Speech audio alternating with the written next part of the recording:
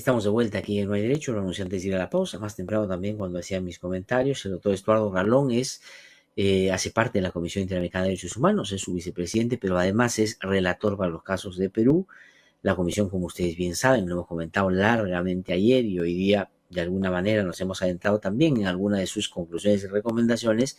Ha hecho público su informe país sobre las graves violaciones de derechos humanos que lamentablemente se produjeron en el escenario de protestas que hubieron en nuestro país del 7 de diciembre en adelante, ya en el marco de la actuación del gobierno de la señora Dina Boluarte. Él ha tenido la gentileza en medio de sus actividades, que son varias, de darnos unos minutos esta mañana para hablar sobre el informe y claramente sobre ya las reacciones que frente a él ha habido en nuestro país el día de ayer. Doctor Ralón, qué gusto saludarlo, muy buenos días, muchas gracias por atendernos. Muy buenos días, un verdadero gusto saludarlo, gracias y un placer estar en su programa. Yo quisiera agradeciéndole nuevamente que por favor, en el ánimo de contribuir a conocer un poquito más el trabajo de la comisión, nos pudiera muy brevemente explicar cómo es que se hace un informe país. Porque hay sectores que por supuesto han tomado el informe como se tiene que tomar, con responsabilidad, discrepando, estando de acuerdo, pero identificando en él aquello que nos pueda ser útil para mejorar nuestras prácticas institucionales, para que se procure justicia, para que no gane la impunidad. Pero hay otros sectores que claramente han salido a expresarse en los medios diciendo que este informe es antojadizo, sesgado, ideologizado, parcializado, como si fuesen un grupo de personas que se encierran en una edición y escriben lo que les parece. Brevemente, ¿no? ¿Cuáles han sido los insumos principales para el informe? ¿Cómo se hace? ¿Y por qué ha demorado? Además, que es otra cosa que llamamos la atención aquí hace algunos días. Decía, ¿qué pasa con la comisión que no saca su informe todavía? ¿Por qué finalmente demoró? ¿Y cuál es la relación que tiene la comisión con el Estado en el marco de la elaboración del informe? Porque hasta donde se sabe, el Estado está en pleno conocimiento de lo que hace la comisión y también hace observaciones sobre lo que va a ser el posterior informe. Pero cuéntenos un poquito cómo se hace. Perfecto, muy rápidamente. Para poder llegar a un informe de este tipo hay distintos momentos. El primer momento es que el Estado tiene que estar anuente a que la comisión visite el país, dar la anuencia para que se despliegue la comisión, en donde normalmente va más de un comisionado en una visita de este tipo y un equipo de especialistas de la Secretaría Ejecutiva. Se hace una visita en terreno que tiene una metodología. La primera metodología es dividirse en grupos para poder abarcar las voces de distintas regiones. En el caso de Perú fue Arequipa, Ayacucho, Cusco, Ica, Lima, Juliaca.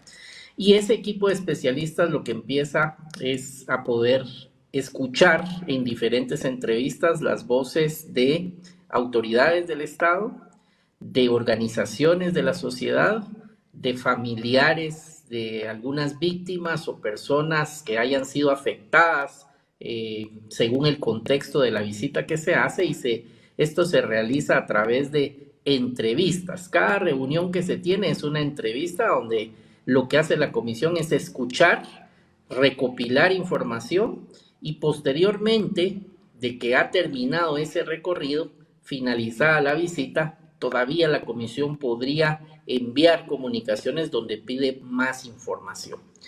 Ahora, Cuando permítame, ya se tiene... doctor Eduardo, permítame ahí hacer una pausa. Disculpe usted que lo interrumpa, pero es bueno para aclarar. Cuando usted dice desarrollan entrevistas, ¿cuál es el espectro, no es cierto, que marca justamente el tipo de entrevistas que hacen? Es decir, ¿solo entrevistan a las víctimas, solo entrevistan a determinados sectores o también, por ejemplo, al Estado y, por ejemplo, a lo que claramente hoy día debe usted ya estar al tanto, son los detractores del informe también, que son algunos parlamentarios, autoridades públicas? ¿También en este recorrido conversan con ella, recogen su versión? Es correcto, se recoge una entrevista con las altas autoridades, con las altas autoridades de los tres poderes del Estado, con Cancillería. Me tocó estar en el Congreso, ahí nos entrevistamos en dos grupos con todos, digamos, los jefes de todos los bloques parlamentarios, e igualmente cuando estuvimos en terreno se escuchó a organizaciones de sociedad civil y a familiares de víctimas. Es decir, se escucha las distintas voces y los distintos puntos de vista que describan la situación. Por eso indico que la metodología es entrevista, porque la comisión va en una labor de escucha y de recopilar información. Datos que se puedan cruzar, cifras, informes médicos, porque cada punto de vista pues tiene la libertad de aportar documentos para soportar lo que ha manifestado, y entonces cuando termina la visita la comisión lo que empieza es a analizar toda la información que recibió de esas distintas voces que entrevistó. Una vez está en ese análisis, pues la comisión lo que trata es de no invisibilizar ninguna voz, porque este es un informe que trata de describir la situación de los derechos humanos en un marco temporal, en este caso del 7 de diciembre de 2022 al 23 de enero del 2023. Y cuando se tiene un borrador del informe, cuando ya se ha hecho ese trabajo interno de la comisión, el reglamento establece que se envíe al Estado para comentarios. En este caso, el Estado no solo recibió el informe, sino pidió una prórroga para poder elaborar sus comentarios, prórroga que se le otorgó, y envió 178 observaciones. Las observaciones pudieron haber sido correcciones de un nombre, de una fecha, de un dato, de una cita y algunos puntos de vista respecto a lo que está descrito en el informe. Tanto el informe está construido por esos documentos, por esas entrevistas, por esa información, y decirle que las 178 observaciones que el Estado envió también están incorporadas en el informe, por lo que el informe trata de describir la situación de los derechos humanos en Perú a la luz de la información que le fue entregada a la comisión. Ahora, permítame que le interrumpa, doctor Rolón, permítame, disculpe usted que le interrumpa, pero es bueno porque hay mucha gente que nos está escribiendo y le parece bien que se explique cómo trabajan ustedes, porque hay un interés claro de determinados sectores de buscar descalificar el trabajo.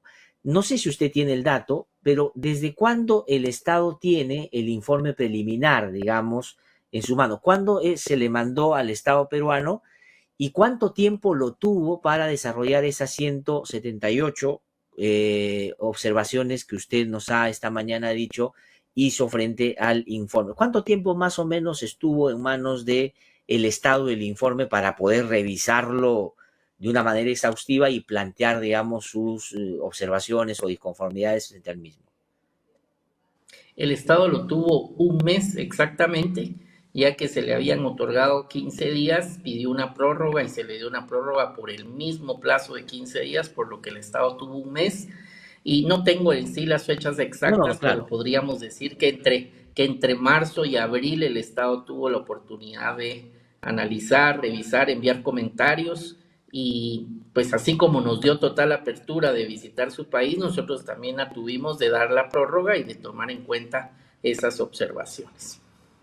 Ya, de acuerdo. Entonces usted, y ahí lo interrumpí, recogen toda esta información, le preguntan al Estado, el Estado hace observaciones, ustedes incorporan todas las observaciones porque además es mandato reglamentario, es decir, ustedes no pueden decir, no, mira, no le hacemos caso al Estado, tienen que incorporar todo eso.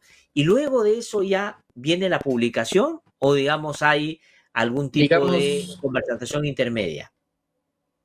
Hay todavía una parte de revisión final ya a lo interno de la comisión, una revisión final que hace cada uno de los comisionados, excepto quien sea nacional del país del informe, y en esa revisión pueden haber comentarios de cada uno de los comisionados y eso puede generar que hayan distintas reuniones internas, ya sea de pleno o reuniones muy particulares para validar algún punto o consensuar una redacción.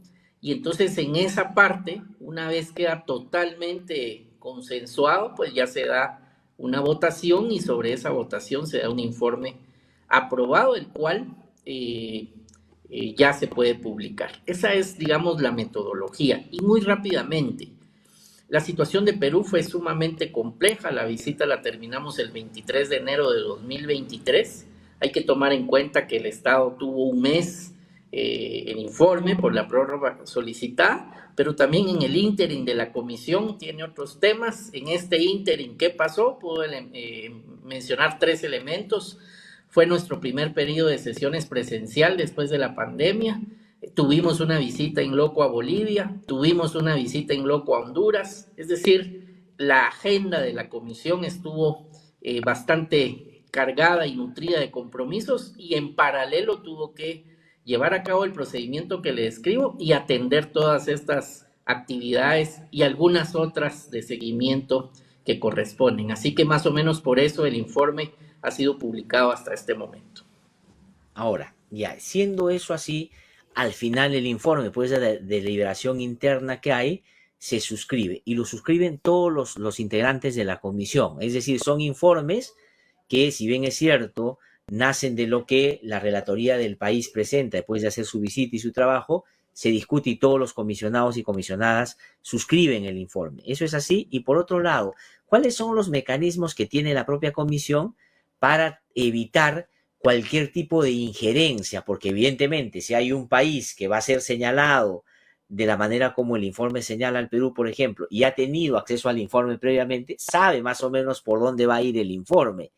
¿Cómo la comisión se cuida, digamos, se protege, no solo de la injerencia del país, sino de otros que quieran de repente meter un poco algún tipo de perspectivas a lo que el informe puede tener? Perfecto. Sí, respondiendo a las dos. Según el reglamento, cuando se hace la votación de un informe, pues puede ser una resolución unánime o podría haber algún voto razonado. En este caso, el informe de Perú es una votación unánime, es decir, todos los comisionados hemos votado por el texto y la redacción del informe en el sentido como está plasmado. Y segundo, hay varios mecanismos para evitar algún tipo de, digamos, vulneración a la independencia, de diferente tipo, y están reglamentados. Uno de ellos es que ningún comisionado nacional del país que se esté tocando el tema participa. Ese es, digamos, un elemento.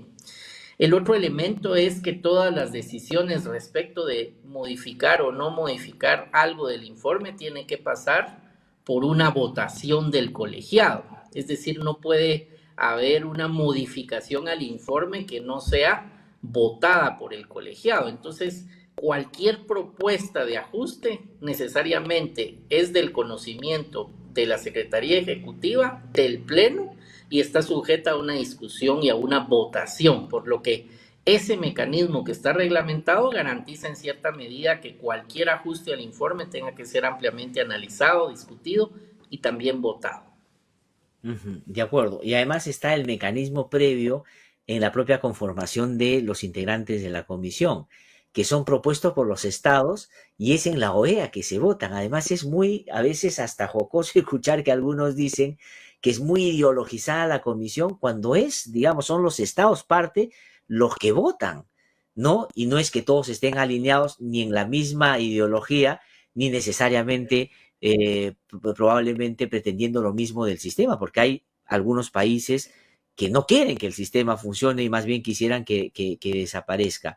Eso por otro lado. Y por otro lado, y disculpe que le pregunte estas cosas que son ya en base a las cosas generales que se dicen para tratar de bajarle un poquito la importancia al informe. Dicen que la comisión se pronuncia sobre Perú de manera muy severa, pero no ha hecho nunca lo propio con países donde hay violaciones sistemáticas de derechos humanos. No ha dicho nada sobre Venezuela, no ha dicho nada sobre Nicaragua, no ha dicho nada sobre Cuba, que son los 3 ejemplos que por estos días se ponen supuestamente para demostrar que hay un sesgo en la comisión. ¿Qué habría que decir sobre eso? Tendría que decir que no es cierto que la comisión ha emitido informes de situaciones de derechos humanos en Nicaragua, en Venezuela, en Cuba. Yo soy relator de Cuba también y he realizado y desplegado una serie de actividades como relator de Cuba condenando violaciones sistemáticas a los derechos humanos.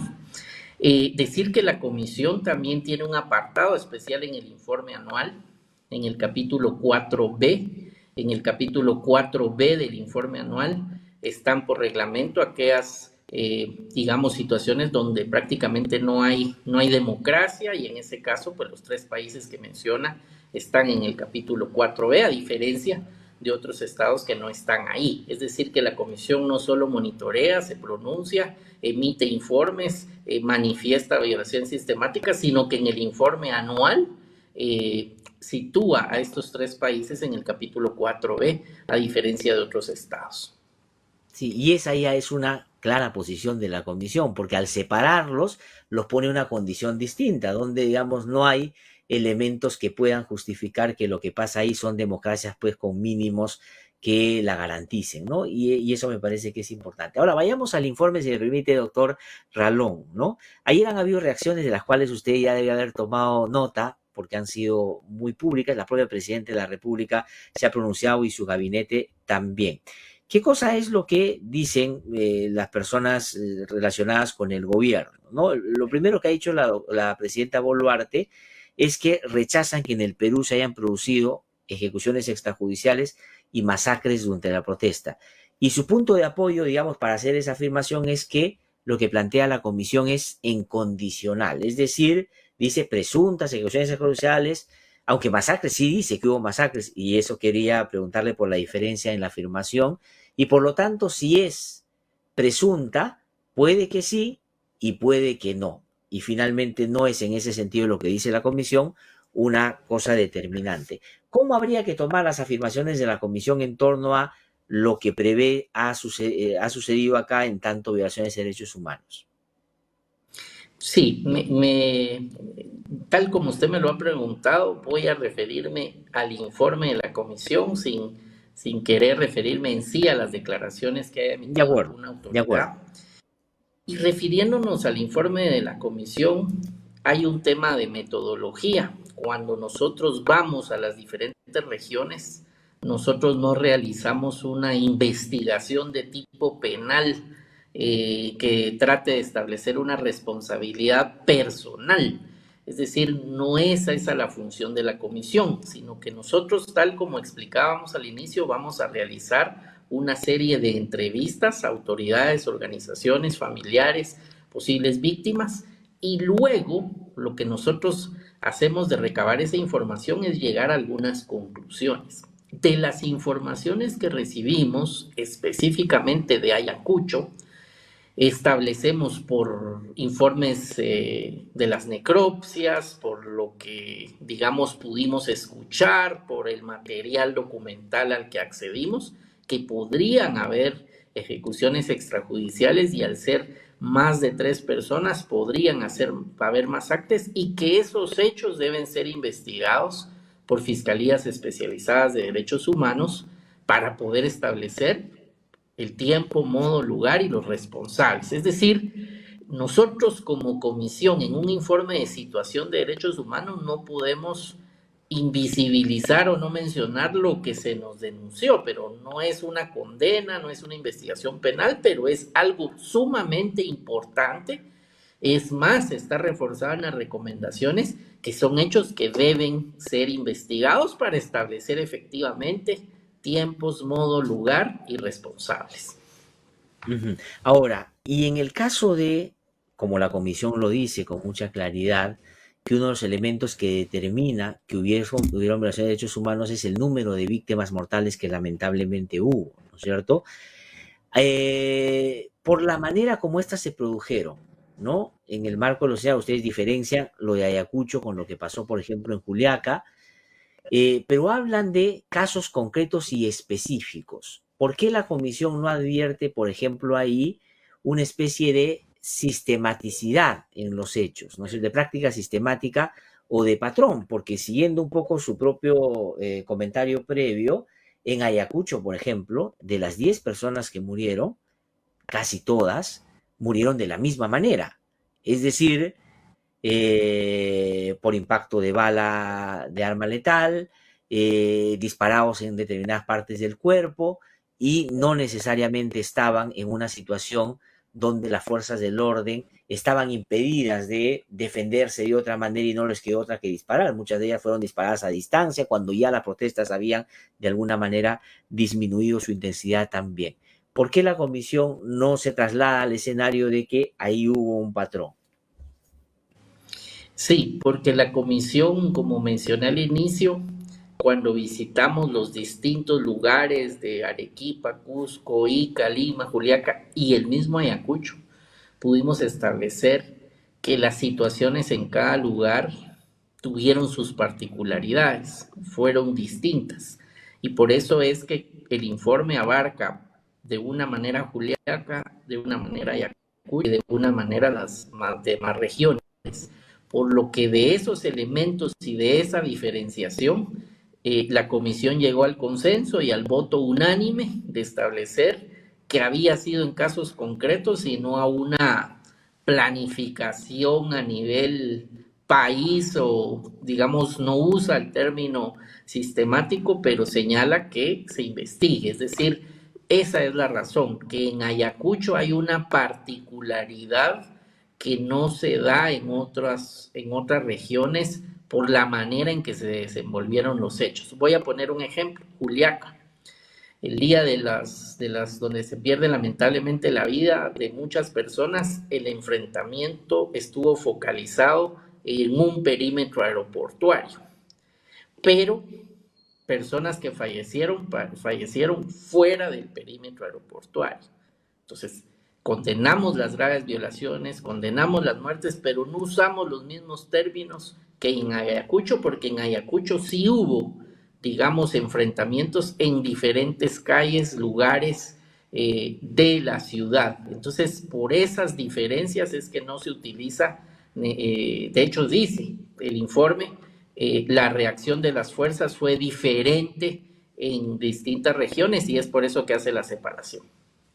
Pero en el marco, digamos, de el habitual trabajo de la comisión y los antecedentes que hay en casos parecidos, cuando se le pide o exige o invoca al Estado, por ejemplo, desarrollar todas las acciones para contribuir y conseguir la justicia para las víctimas, se está pensando obviamente en la determinación de responsabilidades de quienes directamente cometieron los hechos, pero también es atribuible un nivel de responsabilidad a quienes pudiendo evitar que esto siguiera o que se sancionara a los responsables o de que pararan estos hechos, también puedan haber tenido. Y ahí lo que se habla, y en el Perú hay varios ejemplos al respecto, lo que podrían ser las cadenas de mando y las responsabilidades más políticas también.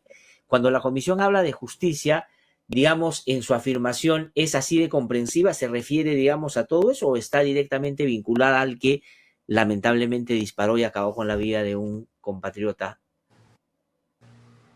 No, cuando se refiere a luchar contra la impunidad, buscar justicia e investigación, se refiere a todo un espectro amplio.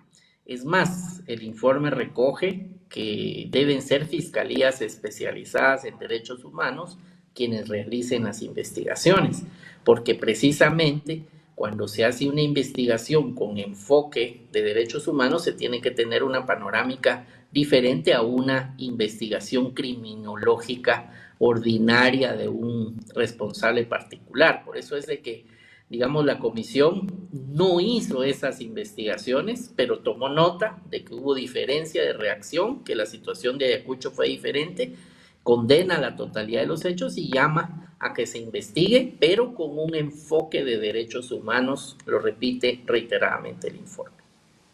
Ahora, el informe, digamos, tiene, diría yo, de manera transversal, afirmaciones que apuntan a la estigmatización, digamos, y a lo que terminó siendo no solo en el debate público, sino probablemente en las acciones que se generaron, un fuerte componente étnico-racial, lo dice en esos términos.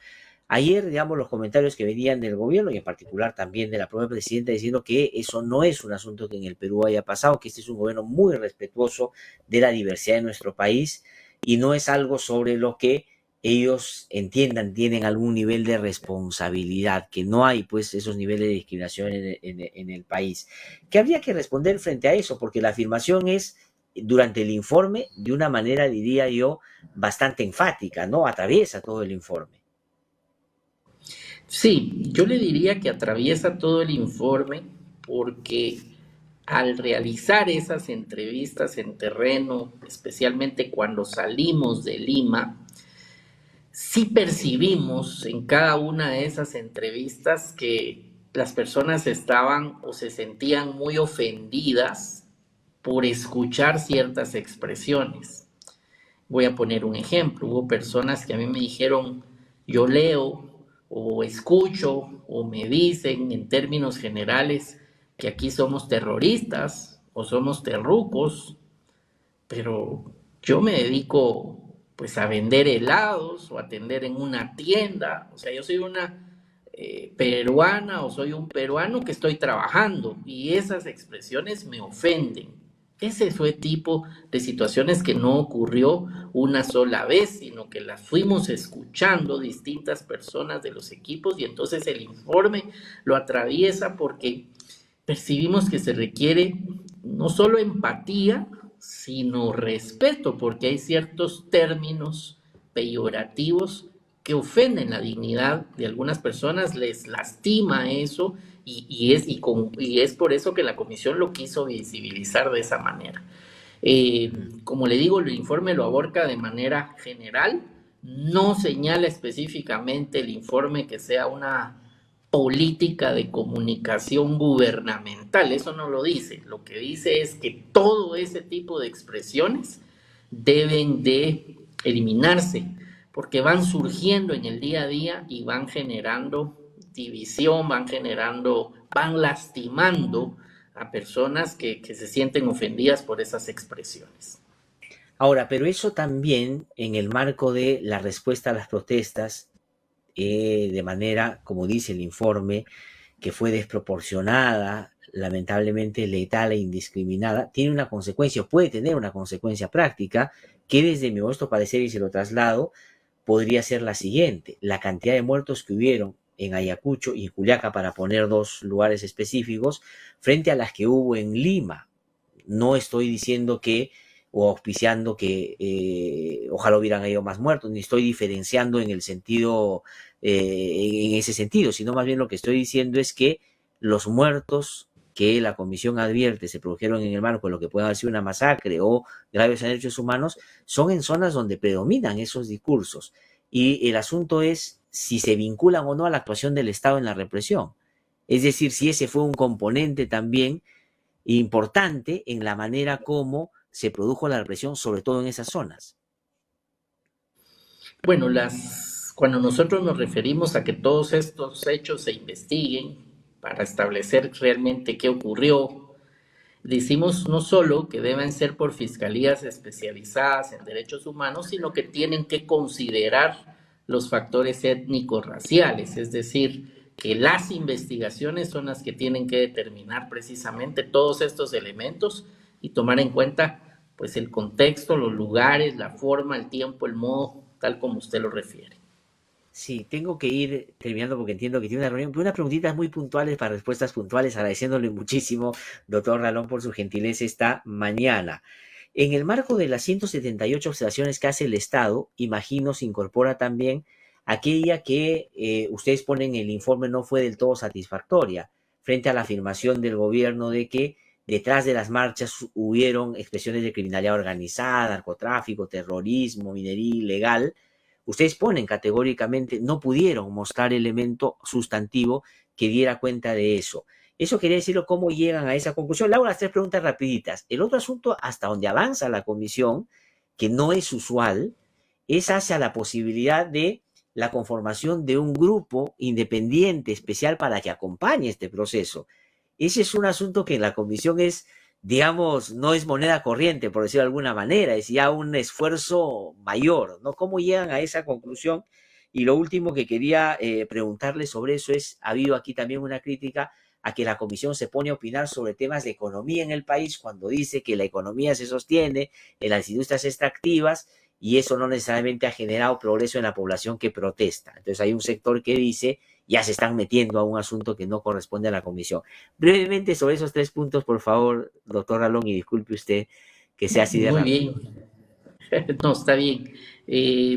Voy a empezar por los últimos dos y luego me recuerda el primero. El tema de las recomendaciones, la comisión lo que está manifestando es su máxima apertura a brindar asistencia técnica.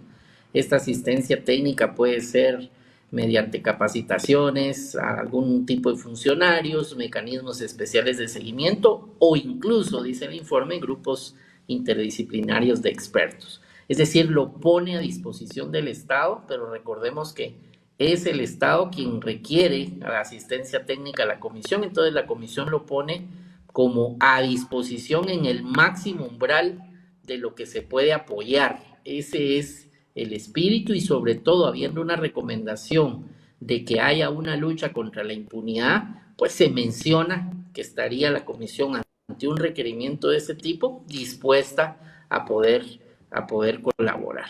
Luego, si me recuerda, por favor, Son dos, la una que última tiene que ver con la afirmación esta que ustedes hacen de que el Estado no pudo mostrar de manera fehaciente el vínculo a criminalidad Sí. organizada que generó los actos de violencia que ustedes condenan también, por cierto.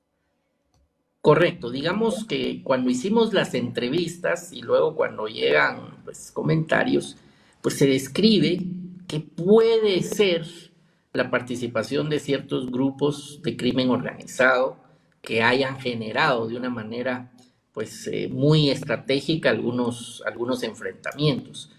Pero de esa afirmación, digamos, no tuvimos algún elemento documental o alguna situación que nos permitiera a nosotros afirmarlo de distinta manera. Entonces, la manera más transparente era, lo manifiesta el Estado, pero no tuvimos documentos de soporte a tal afirmación. Ya serán, me imagino, en las investigaciones que se den, si eso surge o no surge, pero tratamos de reflejarlo de la manera tal cual lo recibimos. Y el último, sí, y el otro asunto es de economía, cuando ustedes hacen una afirmación que apunta justamente a las brechas y desigualdades, ¿no?